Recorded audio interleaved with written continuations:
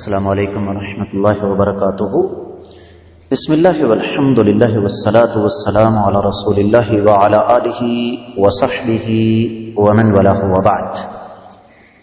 معزز خواتین و حضرات، وضو کا طریقہ سرور کائنات صلی اللہ علیہ وسلم کی احادیث کی روشنی میں سب سے پہلے اللہ کا نام لیں، یعنی بسم اللہ الرحمن الرحیم، پھر اپنے دونوں ہاتھوں کو دھوئیں کلائیوں سمیت، ایک دفعہ، دو دفعہ یا 3 مرتبہ۔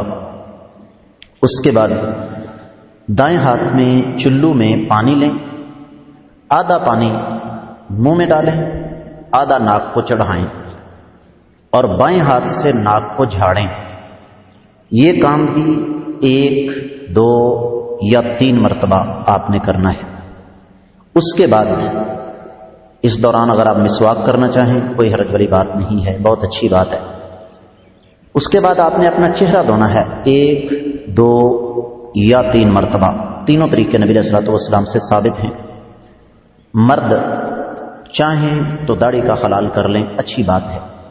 پھر آپ نے کوہنیوں سمیت بازو دھونے ہیں، پہلے دایاں پھر بایاں، 1، 2 یا 3 مرتبہ۔ اس کے بعد آپ نے سر کا مسح کرنا ہے اس انداز سے کہ اپنی پیشانی سے شروع کریں، پیچھے گردن تک لے جائیں، گدی تک لے جائیں اور وہاں سے واپس لائیں 1 مرتبہ ہی، اور نیا پانی لیے بغیر اپنے کانوں کا مسح کریں اس انداز سے کہ آپ کے کانوں میں ہر جگہ پر آپ کی انگلی جو ہے وہ پہنچ جائے۔ گردن کا مسح صحیح حدیث سے ثابت نہیں ہے، سنن ابی داؤد کی روایت ہے، لیکن اس روایت میں 2 راوی ضعیف ہیں، لہذا گردن کا مسح صحیح حدیث سے ثابت نہیں ہے۔ اس کے بعد آپ نے پاؤں دھونے ہیں، پہلے دایاں پھر بایاں، ٹخنوں سمیت 1 مرتبہ، 2 مرتبہ یا 3 مرتبہ۔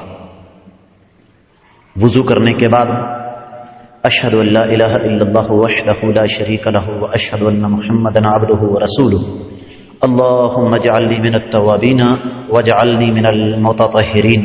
دیگر دعائیں آپ پڑھیں انشاءاللہ۔ یہ ہے وضو کا طریقہ۔ باقی مزید تفصیلات کے لیے ڈاکٹر اقبال کیلانی صاحب کی کتاب ہے طہارت کے مسائل، انٹرنیٹ پر دستیاب ہے، ویسے بھی چھوٹی سی کتاب ہے، سستی سے مل جائے گی۔ ڈاکٹر اقبال کیلانی صاحب کی کتاب طہارت کے مسائل لیجئے، پڑھیے، استفادہ کیجئے۔ اللہ تعالی ہم سب کو سنت کے مطابق چلنے کی توفیق عطا فرمائے۔